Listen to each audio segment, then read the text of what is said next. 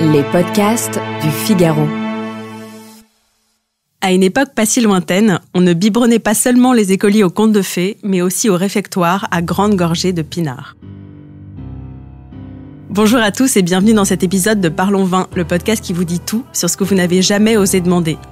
Je suis Alicia Doré, journaliste et responsable éditoriale du Figaro Vin, et dans cet épisode, on va parler d'une époque révolue, celle du vin sur la table des cantines.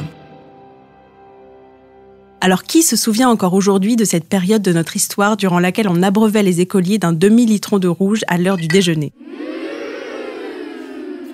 En dehors des principaux intéressés, personne ne semble avoir gardé en mémoire ce qui a rendu célèbre la pasteurisation. Commissionné par Napoléon III, Louis Pasteur propose d'anesthésier des vins accusés d'être des nids à bactéries en faisant monter leur température à 57 degrés. Et la méthode rencontre un tel succès que dans certaines régions, il devient beaucoup plus sain de troquer l'eau contre du vin. Dans les établissements particulièrement généreux, les dames de cantine auront donc pour consigne de déposer sur les tables un pichet de 50 centilitres de rouge coupé à l'eau, histoire de mieux faire glisser les carottes râpées. Une aubaine pour de nombreux châteaux et domaines, pas fâchés de cette étonnante ouverture de marché qui leur permettra d'abreuver les bambins buveurs de publicités imprimées en lettres noires à même les buvards.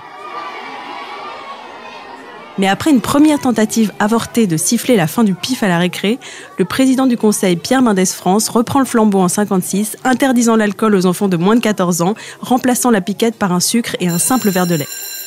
Mais le problème, c'est que certains parents, inquiets de ne plus amortir leur marmaille au calva tartine, vont continuer de biberonner les enfants d'une bonne dose d'alcool juste avant l'école. Résultat, durant encore quelques années, des élèves arrivant en classe déjà bourrés comme des cartables, jusqu'à ce que l'alcoolisme juvénile quitte enfin la table. Si vous avez aimé ce podcast, n'hésitez pas à le partager et à vous abonner. Vous pouvez le retrouver sur le site du Figaro, Apple Podcasts, Spotify, Deezer et toutes les applications.